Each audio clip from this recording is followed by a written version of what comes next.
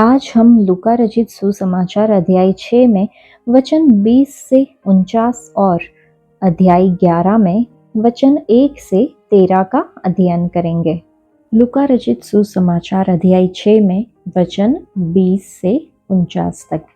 तब उसने अपने चेलों की ओर देखकर कहा, धन्य हो तुम जो दीन हो, क्योंकि परमेश्वर का राज्य तुम्हारा है। धन्य हो तुम जो अब भूखे हो, क्योंकि तृप्त किए जाओगे। धन्य हो तुम जो अब रोते हो, क्योंकि हंसोगे।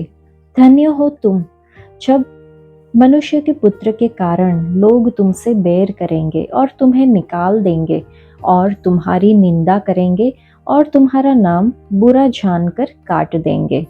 उस दिन आनंदित होकर उछलना, क्योंकि देखो तुम्हारे लिए स्वर्ग में बड़ा प्रतिफल है। उनके बाप दादे भविष्यद्वक्ताओं के साथ भी वैसा ही किया करते थे। परंतु हाय तुम पर जो धनवान हो, क्योंकि तुम अपनी शांति पा चुके।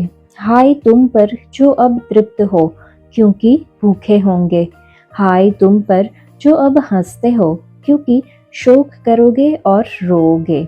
हाय तुम पर जब सब मनुष्य तुम्हें भला कहे, क्योंकि उनके बाप दादे झूठे भविष्यद्वक्ताओं के साथ भी ऐसा ही किया करते थे। परंतु मैं तुम सुनने वालों से कहता हूँ कि अपने शत्रुओं से प्रेम रखो, जो तुमसे बैर करे उनका भला करो, जो तुम्हें श्राप दे उनको आशीष दो, जो तुम्हारा अपमान करे उनके लिए प्रार्थना करो। जो तेरे एक गाल पर थप्पड़ मारे उसकी ओर दूसरा भी फेर दे, और जो तेरी दोहर छीन ले उसको कुर्ता लेने से भी न रोक।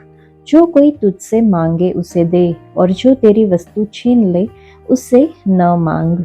जैसा तुम चाहते हो कि लोग तुम्हारे साथ करें, तुम भी उनके साथ वैसा ही करो। यदि तुम अपने प्रेम रखने वालों के साथ प्रेम रखो तो तुम्हारी क्या बड़ाई, क्योंकि पापी भी अपने प्रेम रखने वालों के साथ प्रेम रखते हैं। यदि तुम अपने भलाई करने वालों ही के साथ भलाई करते हो तो तुम्हारी क्या बड़ाई, क्योंकि पापी भी ऐसा ही करते हैं। यदि तुम उन्हें उधार दो जिनसे फिर पाने की आशा रखते हो तो तुम्हारी क्या बड़ाई, क्योंकि पापी पापियों को उधार देते हैं कि उतना ही फिर पाए। वरन अपने शत्रुओं से प्रेम रखो और भलाई करो, और फिर पाने की आशा न रखकर उधार दो, और तुम्हारे लिए बड़ा फल होगा, और तुम परम प्रधान के संतान ठहरोगे, क्योंकि वह उन पर जो धन्यवाद नहीं करते और बुरों पर भी कृपालु है। जैसा तुम्हारा पिता दयावंत है, वैसे ही तुम भी दयावंत बनो। दोष मत लगाओ तो तुम पर भी दोष नहीं लगाया जाएगा। दोषी न ठहराओ तो तुम भी दोषी नहीं ठहराए जाओगे। क्षमा करो तो तुम्हें भी क्षमा किया जाएगा। दिया करो तो तुम्हें भी दिया जाएगा। लोग पूरा नाप दबा दबा कर और हिला हिला कर और उभरता हुआ तुम्हारी गोद में डालेंगे, क्योंकि जिस नाप से तुम नापते हो उसी से तुम्हारे लिए भी नापा जाएगा। फिर उसने उनसे एक दृष्टांत कहा, क्या अंधा अंधे को मार्ग बता सकता है? क्या दोनों गड्ढे में नहीं गिरेंगे? चेला अपने गुरु से बड़ा नहीं, परंतु जो कोई सिद्ध होगा वह अपने गुरु के समान होगा। तू अपने भाई की आंख के तिनके को क्यों देखता है, और अपनी ही आंख का लट्ठा तुझे नहीं सूझता? जब तू अपनी ही आंख का लट्ठा नहीं देखता तो अपने भाई से कैसे कह सकता है, हे भाई ठहर जा, तेरी आंख से तिनके को निकाल दूं? हे कपटी, पहले अपनी आंख से लट्ठा निकाल, तब जो तिनका तेरे भाई की आंख में है उसे भली भांति देखकर निकाल सकेगा। कोई अच्छा पेड़ नहीं जो निकम्मा फल लाए, और न तो कोई निकम्मा पेड़ है जो अच्छा फल लाए। हर एक पेड़ अपने फल से पहचाना जाता है, क्योंकि लोग झाड़ियों से अंजीर नहीं तोड़ते और न जड़बेरी से अंगूर। भला मनुष्य अपने मन के भले भंडार से भली बातें निकालता है और बुरा मनुष्य अपने मन के बुरे भंडार से बुरी बातें निकालता है, क्योंकि जो मन में भरा है वही उसके मुंह पर आता है। इन वचनों में शुरुआत में हमने धन्य वचन और हाय के वचन दोनों को देखा। धन्य वचन को हमने अध्याय 5 में भी अध्ययन किया था, परंतु दूसरी ओर हाय के 4 वचनों में ऐसे लोगों के विषय में कहा गया है जो मसीह के नए समाज में सबसे कम प्रतिष्ठित है। त्रासदी की बात यह है कि ये वे ही लोग हैं जिन्हें संसार ने महान व्यक्तियों में गिना है। लिखा है, हाय तुम पर जो धनी हो। जिस संसार में प्रतिदिन हजारों लोग भूख से मर रहे हैं और जहां हर दूसरा व्यक्ति प्रभु यीशु पर विश्वास लाने के द्वारा उद्धार पाने का सुसमाचार सुनने से वंचित है, उस संसार में धन जमा करना नैतिकता के दृष्टिकोण से एक गंभीर समस्या है। प्रभु यीशु के इन वचनों पर मसीहियों को ध्यान देना चाहिए जो संसार में धन एकत्रित करने के प्रयास में लगे रहते हैं, जो वर्षा के दिन के लिए बटोरते और जमाखोरी करते हैं। ऐसा करने का अर्थ है गलत संसार के लिए जीना। जिनके पास धन है और जो इसका उपयोग दूसरों की अनंत भलाई के लिए नहीं करते, वे अपना प्रतिफल पा चुके और उनका प्रतिफल यहीं तक सीमित है, अपनी वर्तमान अभिलाषाओं की स्वार्थपूर्ण तृप्ति। हाय तुम पर जो अब तृप्त हो। ये ऐसे विश्वासियों के लिए कहा गया है जो हमेशा अति स्वादिष्ट भोजन पदार्थों की लालसा करते हैं। प्रभु कहते हैं कि वे आने वाले उस दिन भूखे रहेंगे जिस दिन विश्वास योग्य और त्याग का जीवन व्यतीत करने वाले प्रभु के अनुयायियों को प्रतिफल दिया जाएगा, तब वे छूछे रह जाएंगे। हाय तुम पर जो अब हंसते हो। इस हाय का निशाना ऐसे लोग हैं जिनके जीवन में मनोरंजन, भोग विलास और खेल तमाशा ही सब कुछ है। वे ऐसे रहते हैं मानो जीवन मजा लेने और आमोद प्रमोद करने के लिए ही है, और वे ऐसे व्यक्ति तक सुसमाचार पहुंचाने के प्रति निश्चिंत रहते हैं जिन्होंने प्रभु यीशु मसीह को अब तक नहीं जाना है। जो अब हंसते हैं वे शोक करेंगे और रोएंगे जब वे पीछे मुड़ कर ये देखेंगे कि उन्होंने किस तरह से सुसमाचार सुनाने के लिए उन्हें मिले अवसरों को व्यर्थ जाने दिया। अपने स्वार्थपूर्ण लालसाओं को पूरा करने में लगे रहें और आत्मिक रीति से कंगाल बने रहें। हाय तुम पर जब सब मनुष्य तुम्हें भला कहे। प्रभु यीशु ने ऐसा क्यों कहा? क्योंकि ये इस बात का निश्चित चिन्ह है कि हम मसीह के प्रति विश्वास योग्य होकर जीवन नहीं जी रहे हैं या विश्वास योग्यता के साथ सुसमाचार के संदेश को नहीं बांट रहे हैं।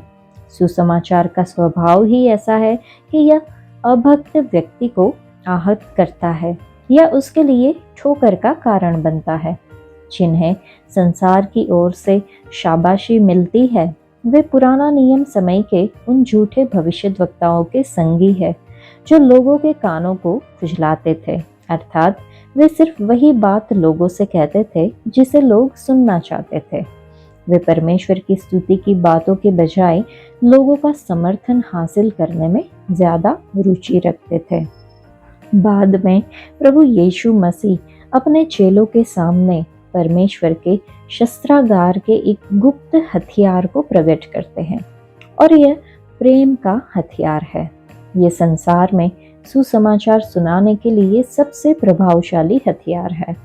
लेकिन जब प्रभु प्रेम के विषय में कहता है तो वह प्रेम के नाम से जाने जाने वाली उस मानवीय भावना की बात नहीं कर रहे हैं। यह प्रेम एक अलौकिक प्रेम है। सिर्फ वे ही लोग जिन्होंने नया जन्म पाया है इस प्रेम को जान सकते हैं और इस प्रेम को प्रकट कर सकते हैं। जिस व्यक्ति के भीतर पवित्र आत्मा का निवास नहीं है उसके लिए इस प्रेम को जान पाना असंभव है। एक हत्यारा भी अपने बच्चों से प्रेम कर सकता है, लेकिन यह वह प्रेम नहीं है जिसके बारे में प्रभु यीशु बात कर रहे हैं। हत्यारा जिस तरह का प्रेम कर सकता है वह एक मानवीय अनुराग है। प्रभु यीशु जिस तरह के प्रेम के बारे में बात कर रहे हैं वह ईश्वरीय प्रेम है। इस प्रेम के लिए ईश्वरीय जीवन आवश्यक है। मानवीय प्रेम ज्यादातर भावनाओं तक सीमित रहता है। ईश्वरीय प्रेम इच्छा से संबंधित है। कोई भी व्यक्ति अपने मित्र से प्रेम कर सकता है, परंतु अपने शत्रुओं से प्रेम रखने के लिए ईश्वरीय सामर्थ्य की आवश्यकता पड़ती है। नए नियम में इसी प्रेम मतलब अगापे उस पर बल दिया गया है। अगापे का अर्थ है जो तुमसे बैर करे उनका भला करो, जो तुम्हें शाप दे उनको आशीष दो, जो तुम्हारा अपमान करे उनके लिए प्रार्थना करो और हमेशा और हर समय एक गाल पर थप्पड़ मारे जाने पर दूसरा भी फेर दो। इस प्रकार के प्रेम को कोई परास्त नहीं कर सकता। संसार सामान्यतः ऐसे व्यक्ति पर जय प्राप्त कर ही लेता है जो पलट कर लड़ता है।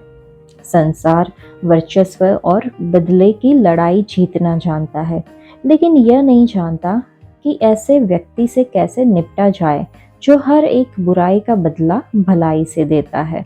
इस प्रकार के अलौकिक व्यवहार से संसार बुरी तरह असमंजस में पड़ जाता है और गड़बड़ाकर कमजोर पड़ जाता है। यह सच है कि इन सारे कार्यों को करने के द्वारा कोई परमेश्वर की संतान नहीं बन जाता। यह सिर्फ प्रभु यीशु को अपना उद्धारकर्ता और प्रभु के रूप में स्वीकार करने के द्वारा ही हो सकता है। लेकिन यही वह तरीका जिसके द्वारा सच्चे विश्वासी संसार के सामने अपने आप को परमेश्वर के पुत्र के रूप में प्रकट करते हैं। परमेश्वर ने हमारे साथ जिस तरीके से व्यवहार किया उसका वर्णन हम वचन 27 से 35 में देख सकते हैं। वह उन पर जो धन्यवाद नहीं करते और बुरों पर भी कृपालु है। जब हम इस प्रकार से व्यवहार करते हैं तो हम परमेश्वर के परिवार के सदस्य के समान व्यवहार प्रकट करते हैं। हम ये दर्शाते हैं कि हम परमेश्वर से जन्मे हैं। दयावंत का अर्थ है कि यदि हम बदला लेने में सक्षम हैं तो भी क्षमा कर दे। पिता ने हमें उस दंड को न देकर हम पर दया दिखाई है जो दंड हमें मिलना था। वह चाहते हैं कि हम भी ऐसी ही दया दूसरों पर भी दिखाए। वचन में लिखा है कि दोष मत लगाओ तो तुम पर भी दोष नहीं लगाया जाएगा। सबसे पहली बात, हमें लोगों के अभिप्रायों पर दोष नहीं लगाना चाहिए। हम लोगों के हृदय को नहीं पढ़ सकते और हम यह नहीं जान सकते कि एक व्यक्ति जो कुछ कर रहा है उसे वह क्यों कर रहा है। साथ ही हमें दूसरे मसीहियों के भंडारीपन या सेवा पर दोष नहीं लगाना चाहिए। परमेश्वर सारे मामलों का न्यायी है। सामान्य भाषा में हमें कटु आलोचक नहीं बनना है। आलोचना करने वाली और दूसरों में गलती ढूंढने रहने वाली भावना प्रेम के नियम का उल्लंघन कर देती है। लेकिन कुछ ऐसी बातें हैं जहां मसीहियों को सावधानी पूर्वक बातों को परखना चाहिए। हमें इस बात को परखना चाहिए कि दूसरे लोग सचमुच में मसीही हैं, अन्यथा हम कभी भी असमान जुए की पहचान नहीं कर पाएंगे। परिवार और कलीसिया में पाप होने पर जांच करना आवश्यक है। संक्षेप में हमें भले और बुरे के बीच में अंतर करना आवश्यक है, लेकिन हमें दूसरों के अभिप्रायों का विरोध नहीं करना है और न ही किसी का चरित्र हनन करना है। क्षमा करो तो तुम्हारी भी क्षमा की जाएगी। मतलब कि क्षमा प्राप्त करना हमारी इच्छा पर निर्भर करता है, लेकिन पवित्र शास्त्र के दूसरी जगह पे ये प्रतीत होता है कि जब हम विश्वास से मसीह को ग्रहण करते हैं तो हम सेंतमेंत और बिना किसी शर्त के क्षमा कर दिए जाते हैं। तो फिर हम इस विरोधाभास को किस तरह से दूर कर सकते हैं?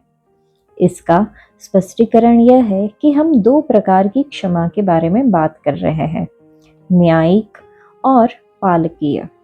न्यायिक क्षमा वह क्षमा है जो क्षमा परमेश्वर एक न्यायाधीश के रूप में प्रभु यीशु पर विश्वास लाने वाले हर विश्वासी को देते हैं। इसका मतलब यह है कि पाप का दंड मसीह के द्वारा चुका दिया गया है और विश्वास करने वाले पापी को यह दंड उठाना नहीं पड़ेगा। यह क्षमा बिना शर्त की है। पालकीय क्षमा वह है जिसे परमेश्वर एक पिता के रूप में गलती करने वाले अपने बच्चे को देते हैं। जब उसका बच्चा अपने पाप का अंगीकार कर उसे छोड़ देता है, इसके परिणाम स्वरूप परमेश्वर के परिवार में फिर से उसकी संगति का पुनर्स्थापन हो जाता है और इसका कोई संबंध पाप के दंड से नहीं होता है। एक पिता के रूप में परमेश्वर हमें क्षमा नहीं कर सकते अगर हम दूसरों को क्षमा करने के लिए तैयार नहीं हैं। परमेश्वर ऐसा नहीं करेंगे और ऐसा करने वालों के साथ संगति भी नहीं करेंगे। यीशु मसीह ने अनुयायियों को देने की सेवा करनी है, ये बात बताने के बाद अब वह सचेत करते हैं कि दूसरों के लिए आशीष का कारण बनना उनकी खुद की आत्मिक अवस्था तक ही सीमित है। अंधा व्यक्ति दूसरे अंधे को मार्ग नहीं दिखा सकता। ऐसा करने पर दोनों ही गड्ढे में गिरेंगे। जो हमारे पास नहीं है वह हम दूसरों को नहीं दे सकते। अगर हम परमेश्वर के किसी वचन के प्रति अंधे हैं तो उस क्षेत्र में दूसरों की सहायता नहीं कर पाएंगे। अगर हमारे आत्मिक जीवन में कुछ अंधापन है तो निश्चय ही हमारे अधीन रहकर सीखने वालों का आत्मिक जीवन अंधापन होगा। चेला अपने गुरु से बड़ा नहीं, परंतु जो कोई सिद्ध होगा वह अपने गुरु के समान होगा। एक व्यक्ति किसी ऐसे विषय पर शिक्षा नहीं दे सकता जिसे वह खुद नहीं जानता। वह जिस स्तर तक पहुंच पाया है अपने छात्रों को उससे ऊपर नहीं ले जा सकता। वह उन्हें जितना सिखाता जाता है वे उतना ही उसके समान बनते जाते हैं। लेकिन जिस स्तर तक वह खुद बढ़ पाया है वही स्तर उसके छात्रों के लिए सबसे उच्चतम स्तर बनकर रह जाता है। एक सीखने वाला एक चेले के रूप में तब सिद्ध हो जाता है जब वह अपने गुरु के समान बन जाता है। गुरु के सिद्धांतों या जीवन में पाई जाने वाली कमियां उसके छात्रों के जीवन में भी आ जाती है और जब शिक्षा पूर्ण हो जाती है तो चेले अपने गुरु से ऊपर होने की आशा नहीं कर सकते। बाद में प्रभु आज्ञाकारिता की मांग करते हैं कि जब तुम मेरा कहना नहीं मानते तो क्यों मुझे हे प्रभु कहते हो। प्रभु शब्द का अर्थ है स्वामी। इसका अर्थ है कि हमारे जीवनों पर उसका संपूर्ण अधिकार है। हम उसके हैं और जो कुछ वह कहते हैं उसे करने के लिए हम बाध्य हैं। उसे प्रभु कहना और उसकी आज्ञा का पालन नहीं करना अटपटा है। उसे मुंह से प्रभु कह देना ही पर्याप्त नहीं है। सच्चे प्रेम और विश्वास में आज्ञाकारिता भी शामिल होती है। अगर हम उनकी आज्ञाओं का पालन नहीं करते हैं तो इसका मतलब यह है कि हम वास्तव में उनसे प्रेम नहीं करते और वास्तव में उन पर विश्वास नहीं करते। अध्याय 11 में वचन 1 से 13। वह किसी जगह प्रार्थना कर रहा था। जब वह प्रार्थना कर चुका तो उसके चेलों में से एक ने उससे कहा, हे प्रभु, जैसे यूहन्ना ने अपने चेलों को प्रार्थना करना सिखाया वैसे ही हमें भी तू सिखा दे। उसने उनसे कहा, जब तुम प्रार्थना करो तो कहो, हे पिता, तेरा नाम पवित्र माना जाए, तेरा राज्य आए, हमारी दिन भर की रोटी हर दिन हमें दिया कर और हमारे पापों को क्षमा कर, क्योंकि हम भी अपने हर एक अपराधी को क्षमा करते हैं, और हमें परीक्षा में न ला। तब उसने उनसे कहा, तुम में से कौन है कि उसका एक मित्र हो और वह आधी रात को उसके पास जाकर उससे कहे, हे मित्र, मुझे 3 रोटियां दे, क्योंकि एक यात्री मित्र मेरे पास आया है और उसके आगे रखने के लिए मेरे पास कुछ नहीं है। और वह भीतर से उत्तर दे, मुझे दुख न दे, अब तो द्वार बंद है और मेरे बालक मेरे पास बिछौने पर है, इसलिए मैं उठकर तुझे दे नहीं सकता। मैं तुमसे कहता हूँ, यदि उसका मित्र होने पर भी उसे उठकर न दे तो भी उसके लज्जा छोड़कर मांगने के कारण उसे जितनी आवश्यकता हो उतनी उठकर देगा। और मैं तुमसे कहता हूँ कि मांगो तो तुम्हें दिया जाएगा, ढूंढो तो तुम पाओगे, खटखटाओ तो तुम्हारे लिए खोला जाएगा। क्योंकि जो कोई मांगता है उसे मिलता है, और जो ढूंढता है वह पाता है, और जो खटखटाता है उसके लिए खोला जाएगा। तुम में से ऐसा कौन पिता होगा कि जब उसका पुत्र रोटी मांगे तो उसे पत्थर दे, या मछली मांगे तो मछली के बदले उसे सांप दे, या अंडा मांगे तो उसे बिच्छू दे। अतः जब तुम बुरे होकर अपने बच्चों को अच्छी वस्तुएं देना जानते हो, तो स्वर्गीय पिता अपने मांगने वालों को पवित्र आत्मा क्यों न देगा। अध्याय 10 और 11 के बीच में जो कुछ हुआ उसका वर्णन यूहन्ना अपने अध्याय 9 में करता है। लूका ने बार बार हमारे प्रभु के प्रार्थनामय जीवन का उल्लेख किया है। यहाँ पर ऐसा ही एक और उल्लेख पाया जाता है। हमारे प्रभु के प्रार्थनामय जीवन का उल्लेख लूका द्वारा उसे हमेशा परमेश्वर पर निर्भर रहने वाले मनुष्य के पुत्र के रूप में प्रस्तुत करने के उद्देश्य में बिल्कुल ठीक बैठता है। चेले समझ गए कि प्रार्थना यीशु के जीवन का सच्चा और अनिवार्य बल है। जब वे उसे प्रार्थना करते हुए सुनते थे तो वे भी ऐसा करने के लिए प्रेरित हो गए, और इसलिए चेलों में से एक ने यीशु से कहा कि वह उन्हें प्रार्थना करना सिखा दे। उसने यह नहीं कहा कि हमें सिखा कि प्रार्थना कैसे करना है, परंतु यह कहा कि हमें प्रार्थना करना सिखा दे। इस निवेदन में निश्चय ही तथ्य और विधि दोनों शामिल है।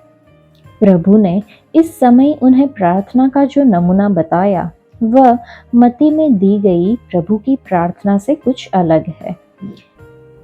फिर भी एक उद्देश्य और अर्थ छिपा हुआ है, कुछ भी बिना महत्व लिए हुए नहीं है। सबसे पहली बात, प्रभु ने चेलों को सिखाया कि वह परमेश्वर को हे पिता कहते हुए संबोधित करें। इस आत्मीय पारिवारिक रिश्ते से पुराना नियम के विश्वासी अनजान थे। इसका सीधा सीधा अर्थ है कि विश्वासियों को अब परमेश्वर को एक प्रेमी स्वर्गीय पिता के रूप में संबोधित करना है। इसके बाद हमें यह प्रार्थना करना सिखाया गया कि परमेश्वर का नाम पवित्र है। यह विश्वासी के हृदय की अभिलाषा को व्यक्त करता है कि परमेश्वर का आदर किया जाए, उनकी बड़ाई की जाए और उनकी सराहना की जाए। तेरा राज्य आए कहने के द्वारा हम ये प्रार्थना करते हैं कि शीघ्र ही एक ऐसा दिन आएगा जब परमेश्वर बुराई की ताकतों को नाश करके मसीह के व्यक्तित्व में पृथ्वी पर सर्वोच्च प्रभु के रूप में राज्य करेंगे, और उसकी इच्छा पृथ्वी पर भी वैसे ही पूरी होगी जैसे कि स्वर्ग में पूरी होती है। इस तरह से परमेश्वर के राज्य और धर्म की खोज करने के बाद प्रार्थना करने वाले को यह सिखाया जा रहा है कि वह अपनी व्यक्तिगत आवश्यकताओं और इच्छाओं के लिए प्रार्थना करे। भोजन की आवश्यकता शारीरिक और आत्मिक दोनों, जो सदा तक उत्पन्न रहती है, सामने लाई गई है। हमें दिन भर उस पर निर्भर रहते हुए जीना है और उसे हर अच्छी वस्तु के स्रोत के रूप में पहचानना है। इसके बाद पापों से क्षमा के लिए प्रार्थना की जानी है। इस प्रार्थना का आधार यह है कि हमने दूसरे के प्रति क्षमा करने वाली भावना दिखाई है। स्पष्ट है कि यहाँ पर पापों के दंड से क्षमा की बात नहीं की जा रही है। यह क्षमा मसीह द्वारा कलवरी पर पूर्ण किए गए कार्य पर आधारित है और इसे सिर्फ यीशु मसीह पर विश्वास के द्वारा प्राप्त किया जा सकता है। एक बार जब हमारा उद्धार हो जाता है तब परमेश्वर पिता हमारे साथ अपने बच्चों के समान व्यवहार करते हैं। अगर वह हमारे हृदय में किसी कठोर या क्षमा न करने वाली भावना को पाते हैं तो वह तब तक ताड़ना देते हैं जब तक कि हम टूट न जाए और वापस उनकी संगति में न आ जाए। यह क्षमा पिता के साथ संगति से संबंधित है, रिश्ते से नहीं। हम जानते हैं कि परमेश्वर किसी को भी पाप करने के लिए परीक्षा में नहीं लाता, लेकिन वह अवश्य ही हमें जीवन की परीक्षाओं और परखे जाने के अनुभव से होकर जाने देते हैं, क्योंकि ये परीक्षाएं हमारी भलाई ही के लिए तैयार की गई है। यहाँ पर शायद ये विचार पाया जाता है कि हमें लगातार भटक जाने और पाप में गिर जाने की अपनी प्रवृत्ति के प्रति सचेत रहना है। हमें प्रभु से यह प्रार्थना करनी चाहिए कि वह हमें पाप में गिरने से बचाए, भले ही हम खुद ही वो पाप करना चाह रहे हो। हमें यह प्रार्थना करनी चाहिए कि पाप करने का अवसर और पाप करने की अभिलाषा कभी साथ साथ न आए। यह प्रार्थना परीक्षा का प्रतिरोध कर पाने में खुद की योग्यता के प्रति एक स्वस्थ अविश्वास को व्यक्त करती है। हमें अंत में यह प्रार्थना करनी है कि वह हमें बुराई से बचाए। प्रार्थना के विषय को जारी रखते हुए प्रभु एक उदाहरण देते हुए बताते हैं कि परमेश्वर अपने बच्चों की प्रार्थनाओं को सुनने और उनका उत्तर देने के लिए तैयार हो जाते हैं। यह एक ऐसे व्यक्ति की कहानी है जिसके घर में आधी रात के समय एक अतिथि आया, लेकिन उस व्यक्ति के पास घर में अपने अतिथि को देने के लिए पर्याप्त भोजन नहीं था। इसलिए वह अपने पड़ोसी के घर गया, उसका दरवाजा खटखटाया और उसने उससे 3 रोटियां मांगी। पहले तो पड़ोसी अपनी नींद में खलल डाले जाने से खींच उठा और उसने उठना न चाहा, तो भी चिंतित मेजबान के द्वारा लगातार दरवाजा खटखटाने और जोर जोर से आवाज देने पर आखिर उसे उठना पड़ा और वह उस व्यक्ति को उसके द्वारा मांगी हुई वस्तु देगा। इस उदाहरण को अपने जीवन में लागू करते समय हमें कुछ निष्कर्षों पर आने से बचना आवश्यक है। हमें यह निष्कर्ष नहीं निकालना है कि परमेश्वर हमारे द्वारा बार बार मांगे जाने पर खींच उठते हैं, और हमें यह निष्कर्ष भी नहीं निकालना है कि हठपूर्वक मांगते रहना ही अपनी प्रार्थनाओं का उत्तर पाने का एकमात्र उपाय है। अवश्य ही इस उदाहरण के माध्यम से हमें यह शिक्षा मिलती है कि अगर एक मनुष्य अपने मित्र की सहायता उसके हठ के कारण करने के लिए तैयार हो जाता है, तो फिर परमेश्वर अपने बच्चों की पुकार सुनने के लिए और अधिक तैयार क्यों न होंगे। इस उदाहरण से हमें यह शिक्षा मिलती है कि हमें अपने प्रार्थनामय जीवन में हताश या निराश नहीं होना चाहिए। हम मांगते रहें, ढूंढते रहें और खटखटाते रहें। कभी कभी परमेश्वर हमारी प्रार्थना का उत्तर पहली बार में ही दे देते हैं, लेकिन अनेक बार काफी प्रार्थनाएं करने पर ही हमें उत्तर मिलता है। ऐसा प्रतीत होता है कि यह दृष्टांत धीरे धीरे प्रार्थना में आग्रह को बढ़ाते जाने की शिक्षा देता है। मांगना, फिर ढूंढना और फिर खटखटाना। ये दृष्टांत ये शिक्षा देता है कि जो कोई मांगता है उसे मिलता है, जो ढूंढता है वह पाता है, जो खटखटाता है उसके लिए खोला जाता है। यह एक प्रतिज्ञा है कि जब हम प्रार्थना करते हैं तो परमेश्वर हमें हमारे मांगने के अनुसार देते हैं या उससे भी बढ़कर देते हैं। नहीं के रूप में दिए गए उत्तर का अर्थ है कि वह जानते हैं कि हमारे द्वारा मांगी गई वस्तु हमारे लिए सर्वोत्तम नहीं है। ऐसी स्थिति में उसका इनकार हमारे प्रार्थना से बेहतर होता है। ये दृष्टांत हमें यह शिक्षा देता है कि परमेश्वर हमें रोटी मांगने पर पत्थर देकर कभी भी धोखा नहीं देंगे। उन दिनों में रोटी का आकार एक गोल चपटी टिकिया के आकार का होता था, जो कि पत्थर के समान दिखाई देती थी।